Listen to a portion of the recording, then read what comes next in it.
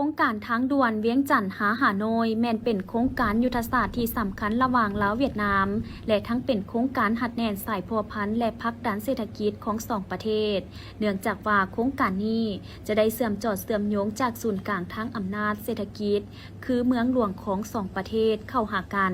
แน่นอนถ้าโครงการนี้ก่อสร้างสำเร็จจะกลายเป็นโครงการที่สร้างเศรษฐกิจอย่างหลวงลายเป็นต้นแมนการคมนาคมที่สะดวกสบายขึ้นลดเวลาการเดินทางและเกิดมีธุรกิจปิ่นอ้อมโครงการหลายแขนงรวมไปถึงการส่งเสริมแขนงการท่องเที่ยวที่เป็นแขนงการหนึ่งที่สำคัญ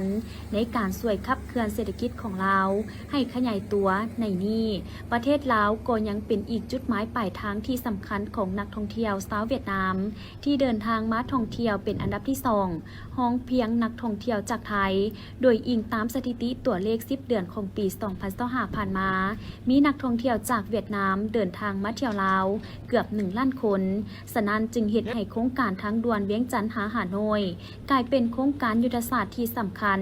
ที่จะเล็งก่อสร้างให้สำเร็จโดยเฉพาะส่วนที่2และยาแต่เมืองปากสันหาเมืองไซจำพรแขวงบุรีคำไซ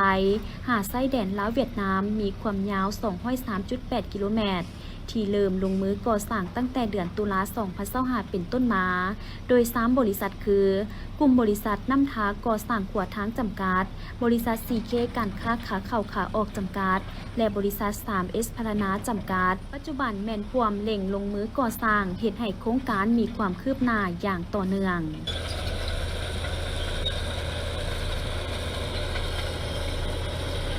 หลังจากเซ็นสัญญา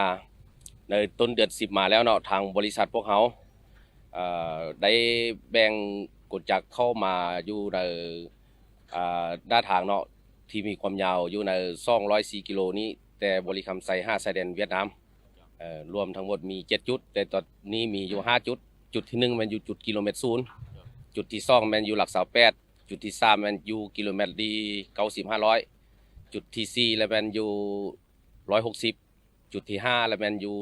170อย่างอีก2จุดมันอยู่ใส่จำพรจึงเข้าตึมอยู่นี่เป็นจุดที่3ในความคืบหน้าของเหนือจุดนี้นี่ก็ถือว่าพวกเขาได้ตัดดินบอนสูงระทบบอนต่ำเนาะมีทั้งหมดที่พวกเขาเฮ็ดได้นี่ก็ประมาณ4 กิโลในความยุ่งยากในการบุกทะลุทางนี่ก็มีหลายพอสมควรเนาะอยู่ทางล่างไปนี่มันอยู่กิโลเมตร97-96นี่ก็เป็นหน้าผาสูงสันแล้วก็เป็นบอนเฮลสันสูงถ้ามาเบิ่งในการเฮ็ดปัจจุบันนี้ถือว่าพวกเขาก็สามารถเฮ็ดทันกับสัญญาเจ้าแม่นเขาได้ตัดบอนดินสูงนี่ไปทบบอนดินต่ำเนาะให้มันเป็นรูปทางให้อยู่ในสันที่ว่าเป็นรูปทางเพราะว่าทางนี้พวกเขาจะตัดเบี่ยงด้วยบ่มีอุโมงค์เพื่อเฮ็ดให้โครงการได้ดำเนินการก่อสร้างไปตามแผนที่กำหนดไว้ล่าสุดคณะรับผิดชอบโครงการนำโดยปริญญาเอกพรประเสริฐอินทศรประธานกลุ่มบริษัท 3S พัฒนาจำกัดพร้อมด้วยคณะก็ได้ลงติดตามการก่อสร้างและลงพบปะการนำของเมืองเวียงทองเมืองไซจำพรเพื่อปรึกษาหารือถึงผลกระทบต่างๆที่แล้วเส้นทางโครงการทางด่วนผ่านเป็นต้นแมนผลกระทบต่อประชาชนผลกระทบต่อสิ่งแวดล้อมและอื่นๆเพื่อพร้อมกันหาวิธีการและช่องทางในการแก้ไขเฮ็ดให้โครงการดำเนินไปอย่างต่อเนื่องและสำเร็จตามกำหนดคือปี2030ซึ่งภายหลังได้ลงพบปะปรึกษาหารือกับองค์การปกครองแต่ละเมืองแม่นเห็นว่าแต่ละเมืองให้ความสำคัญต่อกับโครงการดังกล่าวและพร้อมให้การสนับสนุนเนื่องจากว่าโครงการนี้แม่นเป็นโครงการความหวังที่จะเฮ็ดให้เศรษฐกิจของเมืองมีการพัฒนาดีขึ้นโดยเฉพาะเมืองไซจำพรที่ยังเป็นเมืองทุกข์ยากของแขวงบุรีคำไซที่อยู่ห่างไกลและติดกับไซแดนเวียดนามพื้นฐานโครงล่างยังบ่ได้รับการพัฒนาการคมนาคมยังพบความยุ่งยากโดยเฉพาะในการเดินทางไปยังเมืองอื่นๆมาสู่ในระยะปัจจุบันนี้บรรดาพื้นฐานของร่างการพัฒนาเศรษฐกิจสังคมของเมืองของพวกเฮาจะสำหรับเมืองไซจำพรเฮาเป็นเมืองที่เป็นเมืองยังเป็นเมืองพ้นเมืองทุกข์ยากประชาชนอยู่ในเมืองไซจำพรก็มีแต่17บ้านคนละเมืองก็10ไปพันกว่าคนในนั้นเมืองของพวกเฮาก็ได้ประกาศเป็นบ้านพ้นทุกข์อยู่ใน6บ้านสันตัวนี้ก็ใช้พื้นฐานของร่างของเมืองของพวกเฮาใช้กำลังผ่านขยายมาที่กล่องประชุมใหญ่ครั้งที่4ของเมืองผ่านขยายมาที่8ของภาคแขวงมาใส่เวียดนามตุยจีนของเมืองของเฮา เป้าหมายหลักก็เพื่อพัฒนาพื้นฐานของร่างเฮ็ดให้ประชาชนพ้นทุกข์ทุกจากทุกข์ยากปัจจุบันนี้เรื่องสินทางพื้นฐานของร่างสินทางมาเฮาปัจจุบันก็ถือว่าแต่นี้ไปหาชายแดนก็คือการไปมาก็ถือพวกความสะดวกสบายเนาะอย่างสืบต่อแต่นี้ไปหาเมืองเวียงทองอีกอันนึงก็เป็นโครงการนึงที่เป็นโครงการบริษัทของรัฐบาล2พรรค2รัฐก็คือเวียดนามลาวเวียดนามเกี่ยวกับโครงการทางด่วนเมื่อโครงการทางด่วนนั้นกระบวนพื้นฐานก็ได้ผ่านเมืองไสจำพรของพวกเฮาไปหาแสดงลาวเวียดนามด้านทิ้งทุยมาฮอดปัจจุบันนี้ก็เป็นบริษัททางด่วนก็กักเกียรติการลงมือก่อสร้างทางเข้มบางจุดฮอดเขตชายแดนสังเกตว่าในตอนหน้าก็เป็นเวียกนึงที่ว่าเมืองของพวกเฮาจะเป็นเมืองที่มีการพัฒนาย้อนว่ามีทางด่วนเพื่อเสริมเข้ามาปรากฏว่าเรื่องการสินค้าต่างๆการซื้อการขายก็สิดีขึ้นการดำรงชีวิตประชาชนสิดีขึ้นเพราะว่ามีสิ่งทางด่วนผ่านเมืองไสจำพรของพวกเฮาในนั้นการนำของเมืองไสจำพรของพวกเฮาก็สิสนับสนุนเต็มที่เนาะสนับสนุนเกี่ยวกับอำนวยความสะดวกการก่อสร้างหรือว่าการแก้ไขปรากฏการณ์ย่อท้อต่างๆผลกระทบสิ่งแวดล้อมผลกระทบต่อพลพวกของประชาชนก็สิเป็นเจ้าการเพื่อศึกษาอุดมการณ์เมืองแนวคิดให้ประชาชนเข้าใจถึงการนโยบายของพรรคของรัฐต่อการพัฒนาพื้นฐานของร่างต่อการพัฒนาพื้นฐานเศรษฐกิจสังคมของชาติก็คือของแขวงของเมืองของพวกเฮาในตอนหน้านี้ก็ให้มีเป็นเมืองพ้นทุกข์ก็เป็นเมืองพัฒนาเป็นเมืองพัฒนาสารตัวนี้ก็เรียกร้องมายังทุกภาคส่วนนั่นแหละเป็นเจ้าการนำกันเพื่อปกปักรักษานะครับพร้อมกันอำนวยความสะดวกในการก่อสร้างสิ่งทางด่วนนี้ให้ไปตามจุดประสงค์เป้าหมายให้สำเร็จตามระดับคาดหมายกำหนดไว้เรื่องผลกระทบทางด้านพ่อแม่ประชาชนส่วนหลายก็แม่นดินจับจองนะส่วนน้อยก็เป็นดินนาแต่ส่วนหลายก็สิเป็นดินจับจองแต่อย่างไรก็ตาม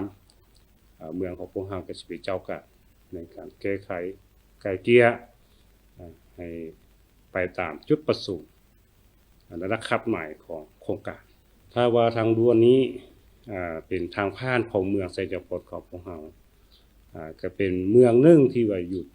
ติดกับชายแดนลาวเวียดคิดว่าในตอนหน้าก็เป็นเมืองเศรษฐกิจเป็นสินทางที่ผ่านแล้วก็เป็น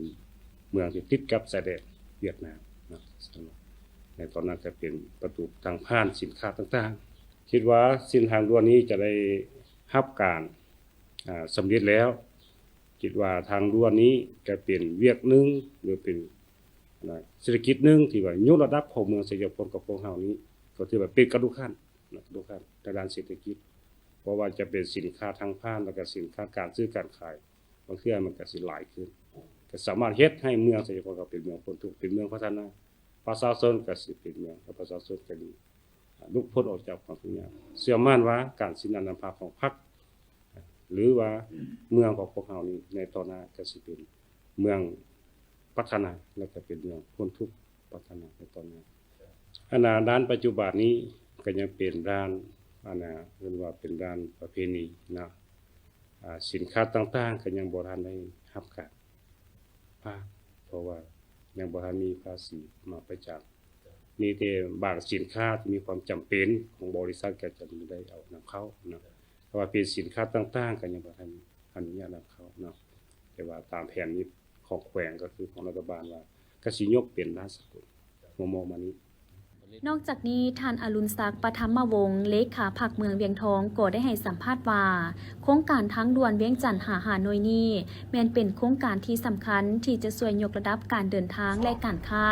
การขนส่งรวมไปถึงการพัฒนาเศรษฐกิจของเมืองในหลายแขนงการเพราะจะสามารถเชื่อมต่อการคมนาคมระหว่างเมืองเวียงทองไปยังต่างเมืองต่างแขวงและต่างประเทศดังนั้นองค์การปกครองเมืองจึงให้ความสำคัญและพร้อมให้การสนับสนุนโครงการได้ดำเนินไปอย่างลุล่วงสำหรับเมืองของเรานี้ก็มีเส้นทางด่วนมาจาก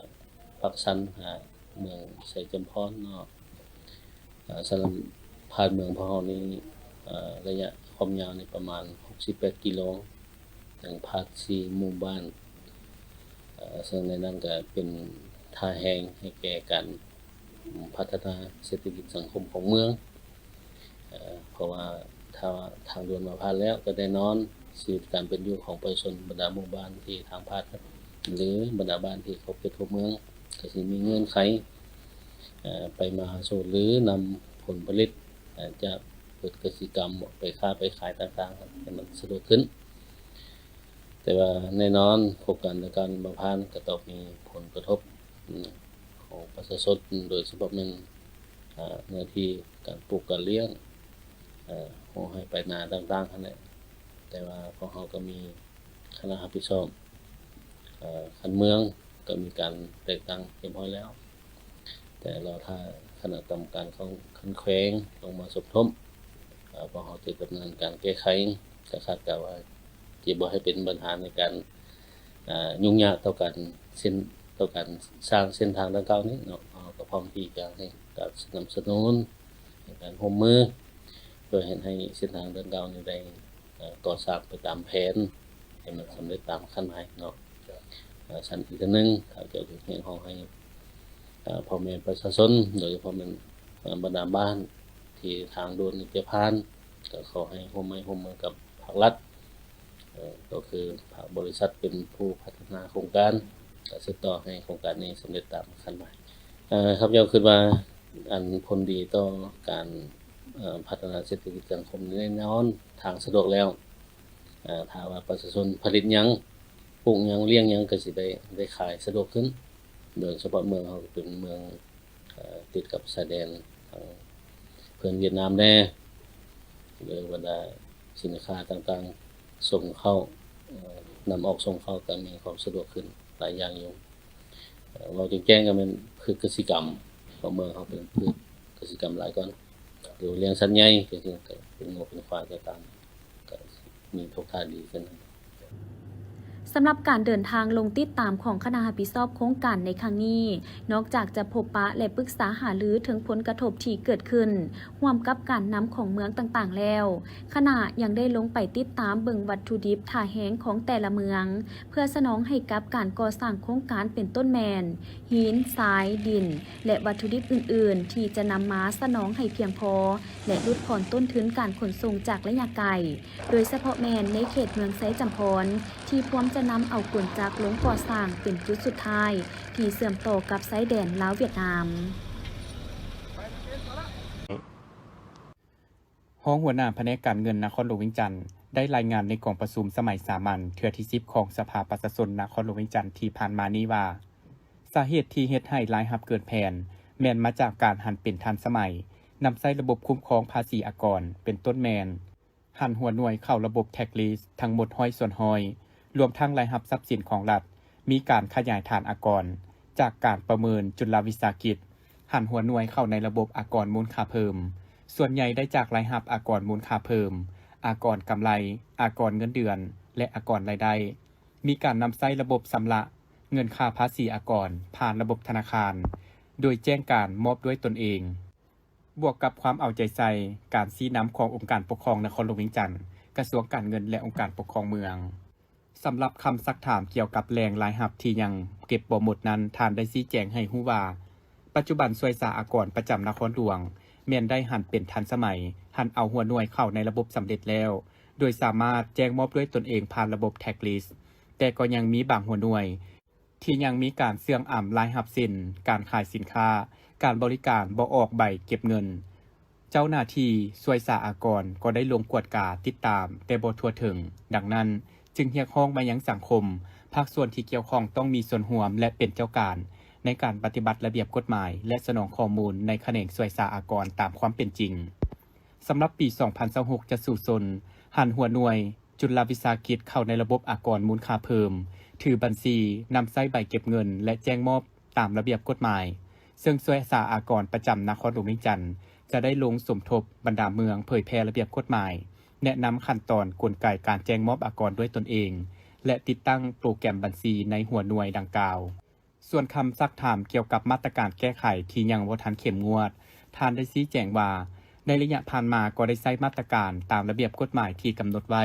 ต่อหัวหน่วยธุรกิจที่ได้ละเมิดระเบียบการต่างๆแต่เบาหานักเซ็นกาวตวนศึกษาพรมปรับใหม่สั่งโจกิจการและเสนอภาคส่วนเกี่ยวข้องเพื่อดำเนินตามระเบียบกฎหมายและได้สร้างรายงานขอความเห็นจากสายตั้งสายควงแต่มาตรการทางอาญาแม้นยังบ่ทันได้ดำเนินจากกรณีท่านปัญญามณีวงศ์หัวหน้าคุ้มครองและบริหารตัวเมืองเวียงจันทน์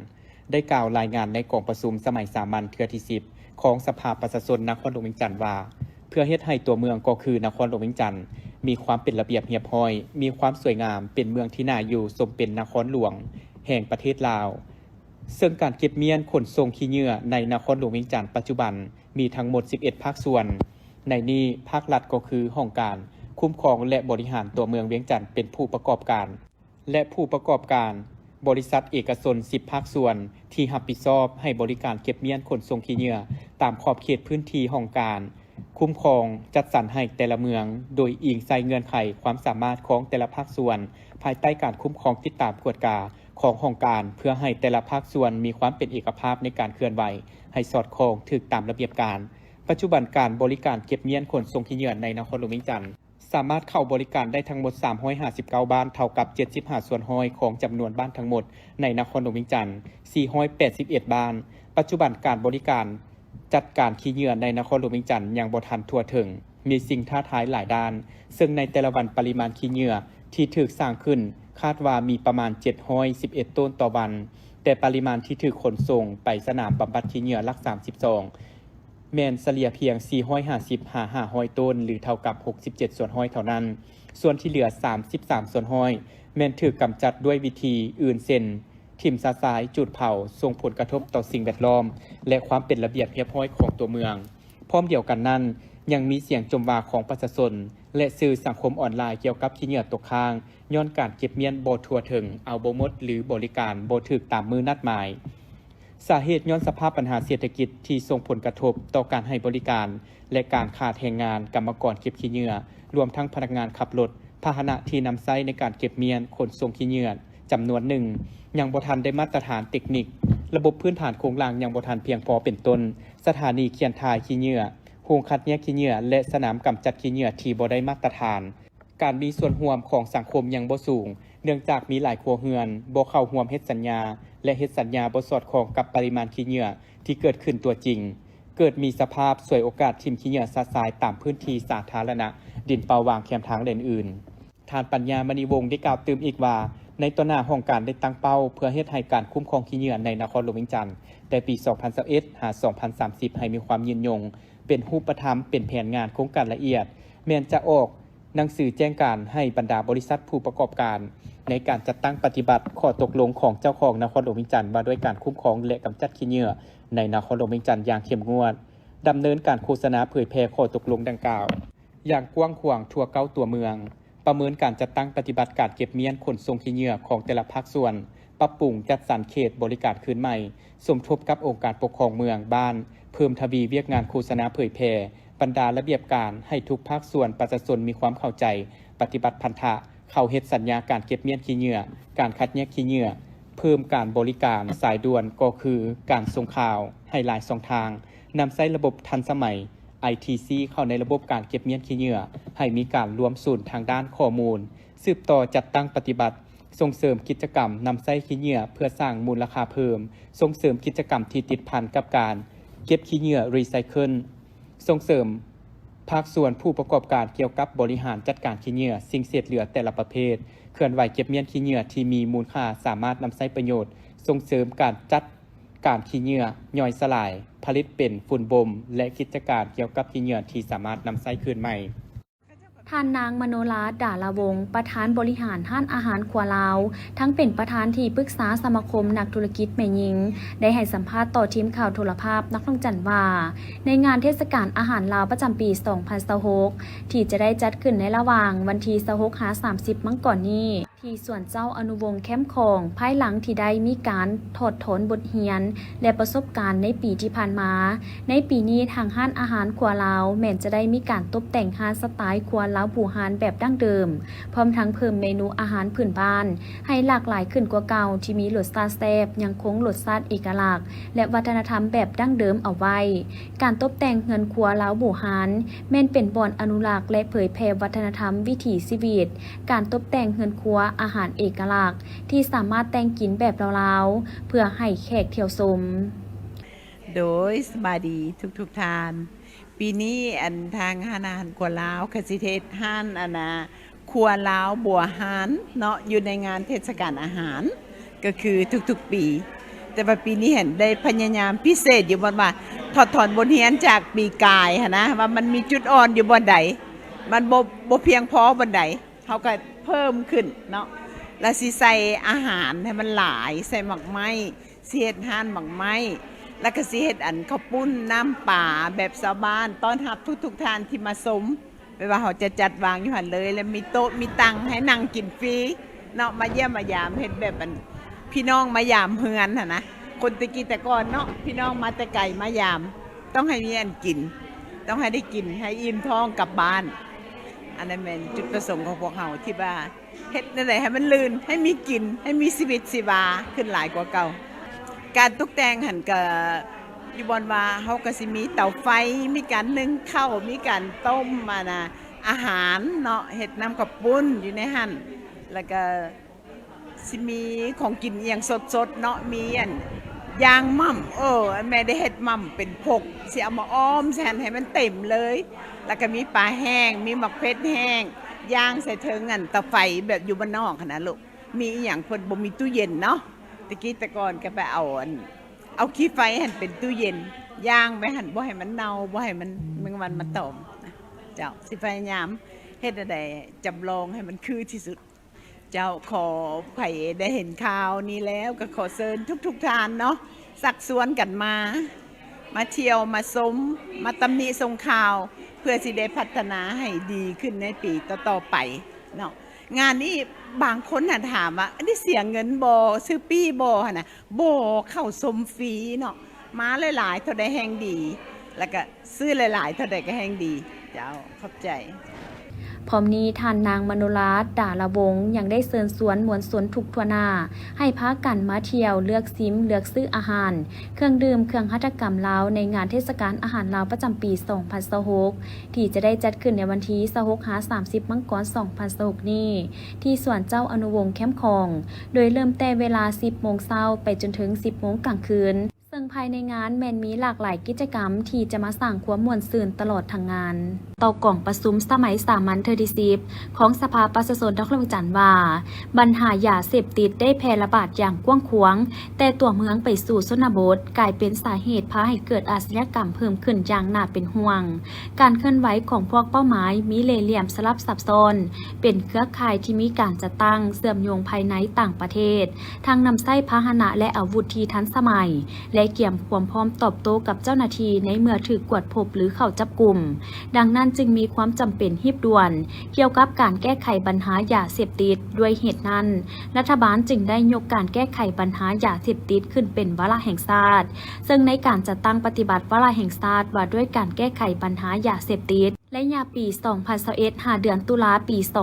2025อยู่นครหลวงจันทร์แม้นมีผลสำเร็จพ้นเด่น6หน้าเวียกจุดสุ่มคือจุดสุ่มที่ 1สั่งได้ความหับหู้ในทั่วสังคมด้วยการศึกษาอบรมโฆษณาเผยแพร่กฎหมายและผลให้ของยาเสพติดด้วยการโฆษณาผ่านโทรโข่งบ้านชุมชนโรงงานสถาบันการศึกษาและสื่อต่างๆทั้งได้ลงศึกษาอบรมเป้าหมายยาเสพติดอยู่ขันบ้านมีการควบคุมกวดกา และเก็บกำข้อมูลการนำเข้าและนำใส่สารเคมี จัดพิธีจุดทำลายยาเสพติดที่ศาลตัดสินแล้วรวมทั้งหมด 4,968 กิโลจุดสุ่มที่2สร้างปรับปรุงกฎหมายและนิติกรรมใต้กฎหมายที่เกี่ยวข้อง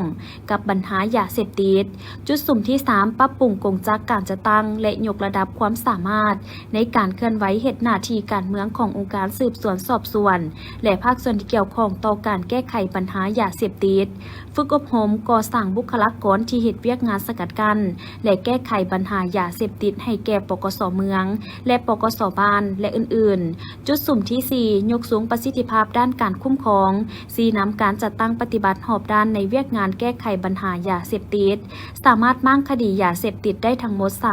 3,756 เรื่องกักตัวผู้ถูกหาได้ 6,179 คน148 คนเป็นคนต่างประเทศบรรลุเกิน100ส่วนห้อยของเป้าหมายที่ได้ขึ้นบัญชีได้มั่งจุดมั่วสุมยึดของกลางได้ในปริมาณหลวงลาย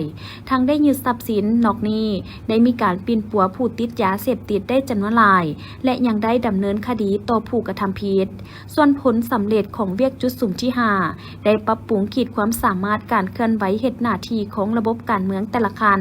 เพื่อชี้นำพาการแก้ไขปัญหายาเสพติดที่เกิดขึ้นอยู่ในขอบเขตความรับผิดชอบของตนโดยเปิดฝึกอบรมยกระดับเวียกงานโฆษณาเผยแพร่กฎหมายให้เจ้าหน้าที่ปกส.เมืองกลุ่มบ้านและกองร้อนสร้างกองทุนสนองเงินเข้าในการเคลื่อนไหวเวียกงานแก้ไขปัญหายาเสพติดให้บรรดาแผนกการรวม 5.3 ตื้อกีบทั้งประกาศโรงเรียนปลอดสิ่งเสพติดทั้งหมด595แห่งสั่งบ้านปลอดยาเสพติดได้ทั้งหมด348บ้านเวียกจุดสุ่มที่6แม้นสามารถเพิ่มทวีเวียกงานการร่วมมือสากลเป็นต้นการร่วมมือกับเวียดนามมีการแลกเปลี่ยนข้อมูลข่าวสารบางคดีได้13เรื่องกักตัวเป้าหมายสัญชาติเวียดนาม37คนส่งมอบให้เจ้าหน้าที่เวียดนามดำเนินคดี1เรื่อง9คนยาเอกจันทร์แสวงบุญยงรองรัฐมนตรีกระทรวงอุตสาหกรรมและการค้าพร้อมด้วยคณะได้สมทบกับอำนาจการปกครองเมืองนำโดยทานศิลปากรพรหมมหาไสยประธานกรรมการปกครองเมืองไสธานีนครหลวงเวียงจันทร์ทานนางอรไทยสันติคงคา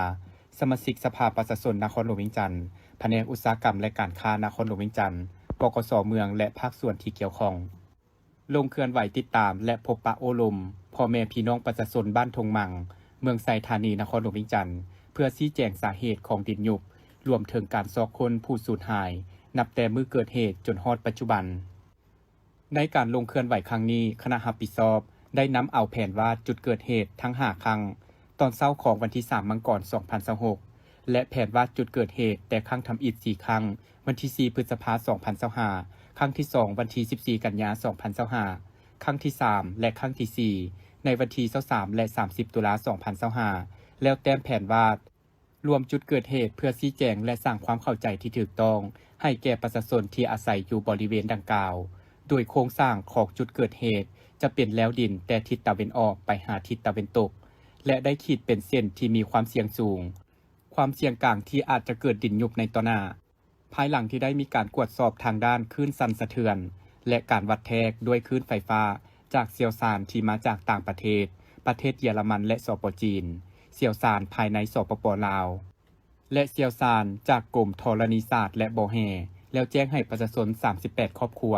ยกย้ายออกจากเขตดังกล่าวโดยทันทีและได้จัดสรรบ่อนอยู่ชั่วคราวให้กับครอบครัวผู้ที่บ่มีบ่อนพักถาวรประชาชนที่อาศัยอยู่เขตดังกล่าวส่วนหลายแม่นพักเซาบางครั้งคราวเป็นดินส่วนและมีเรือนพักอาศัยอยู่ในเขตบ้านที่ปลอดภัยคณะรับผิดชอบก็ได้แจ้งให้ประชาชนทราบเติมอีกว่าในวันที่11มังกร2026ก็ได้เกิดมีเหตุการณ์ดินยุบเป็นครั้งที่6และเกิดซ้ำอยู่จุดดินยุบครั้งที่1การชี้แจงต่อกับสาเหตุดินยุบต้นต่อได้ชี้แจงโครงสร้างของชั้นดินประเภทเกลือโปแทสที่อยู่ใต้ดินดังกล่าวถึงว่าทีมงานได้นำใช้เครื่องมือสำรวจที่ทันสมัยเครื่องสั่นสะเทือนคลื่นไฟฟ้ารวมทั้งการนำใช้โดรนบินสำรวจอยู่หลุมที่ยุบลงแต่ยังต้องรอท่าการยั่งยืนจากเชี่ยวชาญจากต่างประเทศตื่มอีกต่อกับสาเหตุที่พาให้เกิดดินยุบส่วนผู้ประกอบการก็ได้ถูกสั่งโจะหรือหยุดเซาการขุดค้นนับแต่เดือนพฤษภาคม2025เป็นต้นมาเพื่อดำเนินการสำรวจหาสาเหตุดังกล่าวการแก้ไขปัญหาภายหลังที่เกิดเหตุกระทรวงอุตสาหกรรมและการค้าในนามหัวหน้าคณะที่ถูกแต่งตั้งตามข้อตกลงเลขที่04/หสนย ได้สมทบกับกระทรวงกสิกรรมและสิ่งแวดล้อมกระทรวงแรงงานและสวัสดิการสังคมองค์การปกครองนครหลวงเมืองตาแสงและชุมชนบ้านผู้พัฒนาโครงการและเชี่ยวชาญเอกราชได้ลงพื้นที่นับแต่มื้อเกิดเหตุได้แบ่งให้กับทีมงานวิชาเฉพาะเชี่ยวชาญต่างประเทศอำนาจการปกครองนครหลวงเมืองตาแสงและชุมชนบ้านรวมทั้งผู้ประกอบการให้ยกย้ายประชาชนเก็บกำสถิติจำนวนประชาชนจำนวนที่ดินผลปลูกเพื่อก้าวไปสู่การชดเชย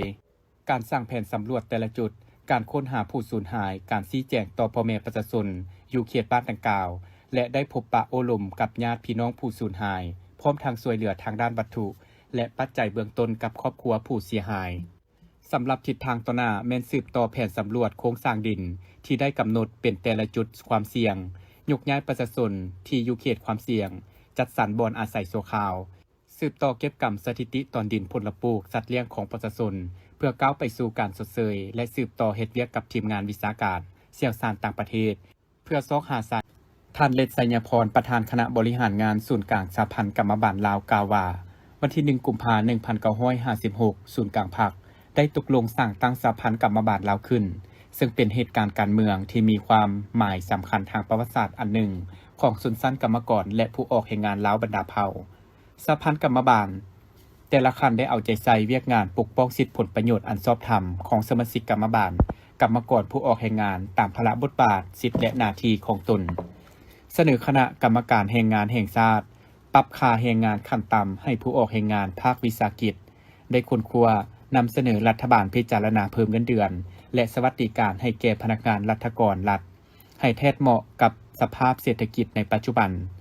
เข้าร่วมแก้ไขข้อขัดแย้งแรงงานสุกยูให้หัวหน่วยแรงงานเฮ็ดสัญญาแรงงานบุคคลสัญญาแรงงานรวมหมู่ในหัวหน่วยแรงงานสุกยูให้ผู้ใช้แรงงานนำเอาผู้ออกแรงงานเข้าประกันสังคมและสร้างตั้งกลุ่มแรงงานนอกระบบในขอบเขตทั่วประเทศเอาใจใส่บำรุงก่อสร้างสมาชิกกรรมบาลกรรมกรผู้ออกแรงงานให้มีความรู้ความสามารถทางด้านเทคนิควิทยาศาสตร์พัฒนาฝีมือแรงงานการหันเปลี่ยนอย่างแข็งแรงลึกซึ้งและปรับปรุงรอบด้านขยายการจัดตั้งให้นักแน่นเข้มแข็งทางด้านปริมาณและคุณภาพการจัดตั้งเฉลิมฉลองวันสร้างตั้งสหพันธ์กรรมบาลลาวครบรอบ70ปีก็เพื่อเฮ็ดให้วันดังกล่าวได้จัดตั้งปฏิบัติและสอดคล้องกับสภาพเงื่อนไขตัวจริงของแต่ละภาคส่วนพร้อมให้มีการจัดกิจกรรมก็คือปาฐกถาหวนคืนมูลเสื้อประวัติความเป็นมาวันสร้างตั้งสหพันธ์กรรมบาลลาวครบรอบ70ปีจัดกิจกรรมถามตอบความรู้เกี่ยวกับวันสร้างตั้งกรรมบาลลาวสำหรับอยู่ศูนย์กลางสหพันธ์กรรมบาลลาวจะได้มีพิธีโฮมซุมนุมเฉลิมฉลองวันสร้างตั้งสหพันธ์กรรมบาลลาวครบรอบ70ปีอย่างยิ่งใหญ่ที่หอประชุมแห่งชาติจะได้ถ่ายทอดสดให้สมาชิกกรรมบาลกรรมกรและผู้ออกแห่งงานได้รับชมในขอบเขตทั่วประเทศโดยผ่านวิดีโอทางไกลและจะมีการจัดกิจกรรมปิ่นออมจัดกองประชุมสัมมนาภายใต้หัวข้อพัฒนาเวียกงานกรรมบาลในระยะใหม่จัดกิจกรรมบริจาคเลือดเพื่อช่วยเหลือสังคมกวดสุขภาพโดยบ่เสียค่างานตลาดนัดวางแสดงสินค้าและแข่งขันกีฬากอล์ฟเปตังเสียงเพลงและกิจกรรมอื่นๆในโอกาสนี้ทานเลศไสยพรเรียกร้องมายังสหพันธ์กรรมบาลแต่ละขั้นจึงได้พร้อมกันจัดตั้งปฏิบัติให้มีผลสำเร็จและขอเชิญชวนสมาชิกกรรมบาลกรรมกรและผู้ออกแรงงานลาวเข้าร่วมขบวนการดังกล่าวให้มีเนื้อในและบรรยากาศฟดฟื้นกรรมบาลลาวเข้มแข็งทันสมัยสามัคคีมีวินัยน้ำใจสากลกรรมอาชีพสมเสยวันสร้างตั้งสหพันธ์กรรมบาลลาวครบรอบ70ปีอย่างสุดใจท่านอาจสะพังทองศรีพันดอนเจ้าของนครเมืองจันทร์ได้รายงานว่าการพัฒนาเศรษฐกิจสังคมของนครเมืองจันทร์ยังสืบต่อขยายตัวอย่างต่อเนื่องซึ่งสามารถสั่งรวมผลสำเร็จเป็นต้นคงเขตเศรษฐกิจติดพันกับการจัดตั้งปฏิบัติวาระแห่งชาติว่าด้วยการแก้ไขความยุ่งยากทางด้านเศรษฐกิจการเงินได้เอาใจใส่ปฏิบัติมาตรการต่างๆเพื่อแก้ไขความยุ่งยากทางด้านเศรษฐกิจการเงินและยุ่งแหงการเติบโตของเศรษฐกิจผ่านการปฏิบัติตัวจริงสามารถเฮ็ดให้เศรษฐกิจนครเมืองจันทร์สามารถสืบต่อขยายตัวตามแผนการ5 ปีกำหนดเฉลี่ย 5.34 ส่วนห้อยต่อปี ได้สืบต่อเอาใจใส่จะตั้งปฏิบัติแผนงบประมาณแห่งรัฐตามทิศบุกทะลุและเป็นเจ้าตนเองสูงกว่าเก่าโดยถือเอาเวียกงานการหันเป็นทันสมัยเป็นเวียกบุริมาซีดโดยเฉพาะเวียกงานในโขงเขตการคุ้มครองจัดเก็บรายหาบคุ้มครองรายจ่ายและบริหารคุ้มครององค์กรโดยการสืบต่อปรับปรุงและจัดตั้งผันขยายระบบไอทีที่มีอยู่แล้วของกระทรวงการเงินให้ครบสูตรและทั่วถึงเพื่อเปลี่ยนแทนการบริหารด้วยระบบเจียซอเถื่อละก้าวได้เพิ่มทวีการกวดกาต้านและสกัดกั้นการหัวไหลของงบประมาณเป็นต้นได้แก้ไขบรรดาขอดขันบริหารต่างๆอยู่จุดบริการของเจ้าหน้าที่รัฐอำนวยความสะดวกให้ผู้ประกอบการสามารถมอบพันธะผ่านระบบอิเล็กทรอนิกส์และผ่านเว็บไซต์ให้หลายขึ้น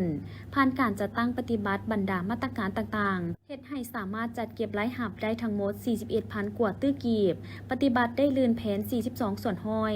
สามารถสนองรายจ่ายงบประมาณเข้าใส่แผนพัฒนาเศรษฐกิจสังคมของนครหลวงจันทร์ทั้งหมด 4,000 กว่าตื้อกีบเท่ากับ 97 ส่วนห้อยของแผนการเทียบใส่5 ปีผ่านมารายจ่ายเพิ่มขึ้น 34.41 ส่วนห้อยได้สุ่มใส่แก้ไขหนี้สินโดยนำใส่แหล่งทุนเป็นต้นแหล่งทุนจากงบประมาณบ่วงปกติบ่วงเงินเกินแผนการเสนออวยหนี้เสนอออกพันธบัตรซึ่งสามารถแก้ไขหนี้สินบรรดาโครงการลงทุนของรัฐแต่ปี 2015 ขึ้นหลังในจำนวน 78 โครงการลดลงเหลือ 29 โครงการสำหรับแก้ไขหนี้สินสาธารณะจาก 339.97 ตื้อกีบลดลงเหลือ 210.46 ตื้อกีบหรือเท่ากับ 61 ส่วนห้อยสำหรับทิศทางในต่อหน้าจะสู่ศูนย์เฮ็ดให้เศรษฐกิจของนครหลวงจันทร์ขยายตัวในระดับ 8 ส่วนห้อยสู่ศูนย์จัดเก็บรายหับเทียบใส่ปีผ่านมาเพิ่มขึ้น 32 ส่วนห้อยคาดคะเนแผนรายจ่ายงบประมาณบ่ให้เกิน 764.45 ตื้อกีบโดยเวียกจุดสุ่มจะคุ้มครองเศรษฐกิจให้มีเสถียรภาพสร้างเศรษฐกิจเอกราชเป็นเจ้าตนเองแก้ไขปัญหาเข่งห้อนของเศรษฐกิจการเงินปัญหาเงินเฟ้ออัตราแลกเปลี่ยนราคาสินค้าและหนี้สินต่างประเทศรวมศูนย์การคุ้มครองเงินตราต่างประเทศสร้างความเข้มแข็งฐานะการสำระต่างประเทศให้มีประสิทธิผลสูงพร้อมทั้งสุกยูเฮ็ดให้เศรษฐกิจขยายตัวอย่างต่อเนื่องในกองประชุมสภาประชาชนนครหลวงเวียงจันทร์ที่ผ่านมาได้มีการเสนอให้องค์การปกครองนครหลวงเวียงจันทร์สืบต่อเอาใจใส่8ปัญหาหลักคือ 1. ค้นคว้าโครงประกอบเศรษฐกิจบรรดาปัจจัยนโยบายและมาตรการละเอียดของบรรดาแขนงการโดยการหันเปลี่ยนโครงประกอบเศรษฐกิจไปสู่แขนงการที่มีท่าแฮงเป็นต้น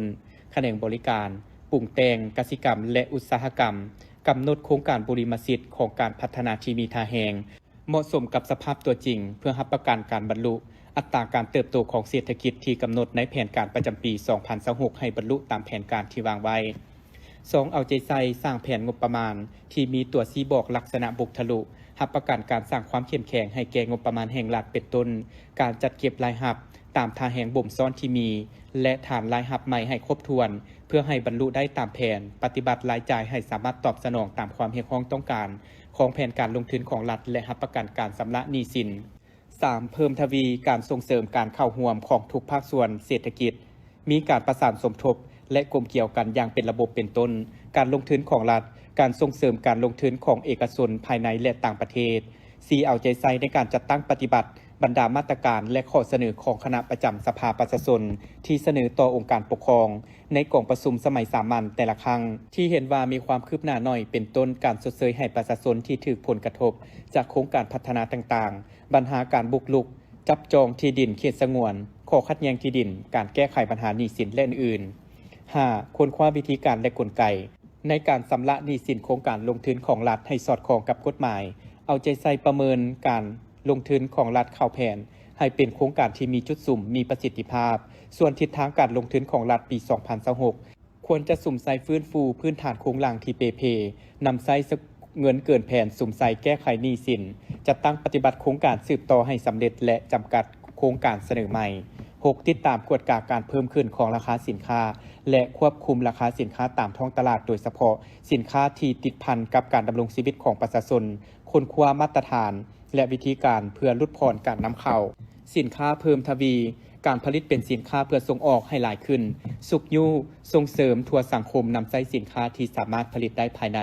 7. สืบต่อพัฒนาทรัพยากรมนุษย์ให้มีคุณภาพสูงขึ้นกว่าเก่า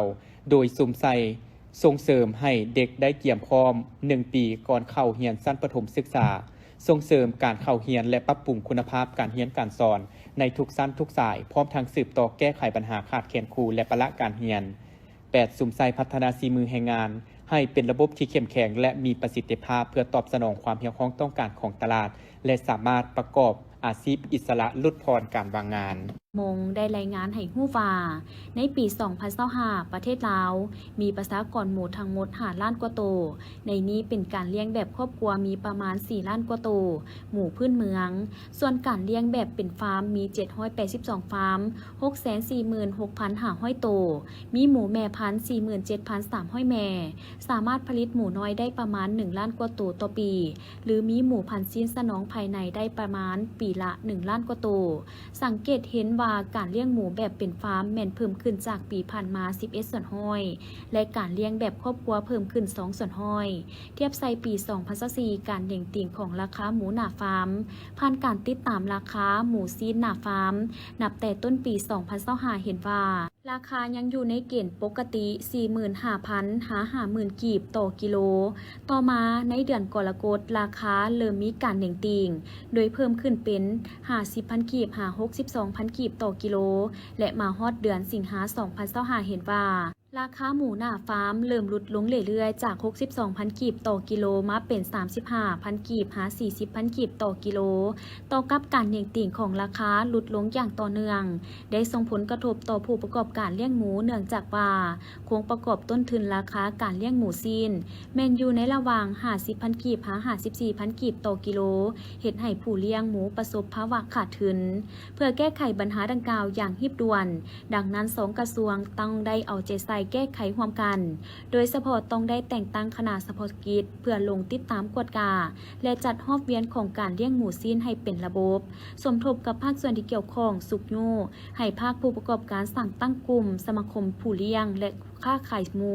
สมาคมผู้ผลิตและค้าขายอาหารสัตว์ให้เป็นรูปธรรม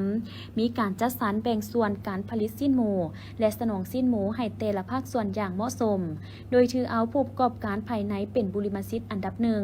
คุ้มครองราคาปัจจัยการผลิตแนวพันธุ์หมูอาหารหมูและราคาหมูหน้าฟาร์มราคาหน้าโรงฆ่าและราคาสิ้นหมูอยู่ขอดท้องตลาดให้สมเหตุสมผลเป็นธรรมให้แก่ผู้ผลิตมีระบบการติดตามการผลิตการสนองหมูซีนและติดตามผลิตภัณฑ์หมูในสั่งเย็นเพื่อให้รู้สภาพอย่างเป็นปกติ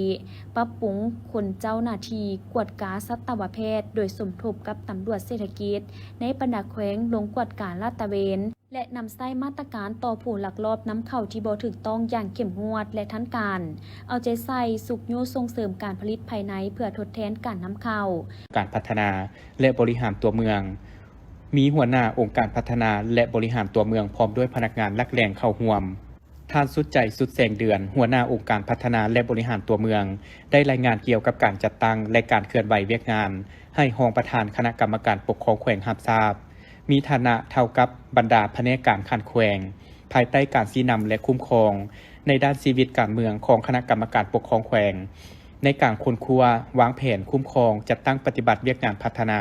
คุ้มครองและบริหารตัวเมืองในขอบเขตความรับผิดชอบของตนจำนวน22บ้านในเทศบาลเมืองไซประกอบมี4แขนงการตลอดระยะผ่านมาการพัฒนาและบริหารตัวเมืองมีอันเปลี่ยนแปลงใหม่และมีผลสำเร็จหลายด้านเป็นต้นแม้นการรักษาความสะอาดตัวเมืองได้รับการปรับปรุงดีขึ้นต้นไม้ดอกไม้ในตัวเมืองได้รับการคุ้มครองพื้นฐานโครงสร้างเมืองได้รับการปรับปรุงซ่อมแปลงห้องระบายน้ำที่อุดตันก็ได้รับการแก้ไขติดตั้งไฟเยืองทางเฮ็ดให้ตัวเมืองมีความสว่างไสวมีสีสันสวยงามในยามค่ำคืนตัวเมืองมีความเป็นระเบียบเรียบร้อยหลายขึ้นโอกาสนี้พิธีได้ผ่านข้อตกลงของคณะกรรมการปกครองแขวงว่าด้วยการแต่งตั้งรองหัวหน้าองค์การพัฒนาและบริหารตัวเมืองซึ่งตกลงแต่งตั้งทานพุทธสวัสดิ์ไสยมงคลหัวหน้าแขนงการคุ้มครองพื้นฐานโครงสร้างตัวเมืองขึ้นเป็นรองหัวหน้าองค์การพัฒนาและบริหารตัวเมืองผ่านข้อตกลงแต่งตั้งทานพงเพชรปานิพนธ์รองหัวหน้าแขนงขึ้นเป็นหัวหน้าแขนงคุ้มครองพื้นฐานโครงสร้างตัวเมืองและแต่งตั้งทานทวีพรพงษ์สวัสดิ์เป็นวิชาการรองแขนงคุ้มครองผังเมืองและปลูกสร้างพร้อมกันนั้นก็ได้รับฟังการโอโลมให้ทิศชี้นำจากทานคำแสงอาลีซึ่งทานได้กล่าวแสดงความย่องยอสมเสยต่อคณะพรรคสมาชิกพรรคพนักงานที่ได้เอาใจใส่เคลื่อนไหวจัดตั้งปฏิบัติเวียกงานด้านการพัฒนาและบริหารตัวเมืองตลอดระยะผ่านมา พร้อมทั้งเน้นให้เพิ่มทวีการปกปักรักษาบรรดาพื้นฐานโครงล่างโดยเฉพาะถนนหนทางไฟเยืองทางปรากฏการณ์ยอดท้อในสังคมการทิ่มขี้เหงื่อสะทรายการปลุกสร้างกวมเขตสงวนน้ำสงวนทางการจุกดินถมดินสะทรายขนส่งดินเปื้อนเส้นทางรถบรรทุกเข้าตัวเมืองการจกดินถมเพื่อขายและปัญหาอื่นให้เข้มงวดหันเข้าสู่ระเบียบการเทอละก้าวในวันที่16 มังกร 2026ท่านนางวิไลวรณ์จันทราตรีคณะประจำพรรคนครหลวงเวียงจันทน์เลขาพรรคเมืองไสเสถาได้สุกยูเวียกงานโครงการผลิตฝุ่นชีวภาพที่มาจากใบไม้แห้งผักตบมูลสัตว์ของคณะบริหารงานสาวหนุ่มสมาคมนักธุรกิจหนุ่มเมืองไสเสถาที่บ้านโนนคอไตเมืองไสเสถานครหลวงเวียงจันทน์มีทานไสยเดชธาดาวงศ์เลขาสาวหนุ่มเยาวชนเมืองไสเสถาทานนางมาลีนาพระไสยวงศ์ประธานสมาคมนักธุรกิจหนุ่มเมืองไสเสถาพร้อมด้วยเลขาพรรคบ้านคณะบ้านและกำลังสาวหนุ่มเข้าร่วมในพิธีทานไสยเดชธาดาวงศ์ได้รายงานย่อเกี่ยวกับโครงการว่าการจัดตั้งปฏิบัติการเคลื่อนไหวเวียกงานของห้องการสาวหนุ่มมี2โครงการคือโครงการผลิตฝุ่นชีวภาพที่ได้จากใบไม้แห้งผักตบมูลสัตว์ที่มีชื่อว่าฮักเกษตรลาวโครงการผลิตภัณฑ์น้ำดื่มของสาวหนุ่มและสมาคมที่มีชื่อว่าน้ำดื่มพอใจในคุณภาพพอใจในราคาพอใจในการบริการซึ่งโครงการดังกล่าวเกิดขึ้นตามแนวทางมติกองประชุมใหญ่ครั้งที่10ของผู้แทนสาวหนุ่มทั่วเมืองไสเสถาและมติกองประชุมใหญ่ครั้งที่8ขององค์คณะพรรคเมืองในการนำพาขบวนสาวหนุ่มสู่การพัฒนาวิชาชีพและการสร้างเวียกเหตุงานทำโครงการผลิตฝุ่นชีวภาพจากเศษใบไม้แห้งผักตบและมูลสัตว์จึงได้เกิดขึ้นเพื่อปฏิบัติตัวจริงสร้างตัวแบบให้กับสมาชิกสาวหนุ่มในหากฐานบ้านภายในเมืองเพื่อพัฒนาเพิงพาตนเองสร้างความเข้มแข็งด้วยตนเองนอกนั้นลดพรการจูดขี้เหงื่อใบไม้แห้งลดพรการขยายตัวของผักตบอยู่ภายในบึงธาตุหลวงลดพรการนำเข้าฝุ่นเคมีจากต่างประเทศซึ่งได้มีการเริ่มทดลองในวันที่1 พฤษภาคม 2025สถานที่ห้องการปกครองบ้านโนนคอใต้เป็นบ้านทดลองบ้านทำอิฐของเมืองมีอ่างบ่มฝุ่น2อ่างที่เป็นอ่างซีมังซึ่งได้รับการสุกยูจากสมาคมนักธุรกิจหนุ่มเมืองไสเสถาในการจัดซื้ออุปกรณ์บด1เครื่องราคา6 ล้านกว่ากีบในการทดลองบดซึ่งมาฮอดปัจจุบันได้มีฝุ่นบ่มเป็นเวลา3 เดือน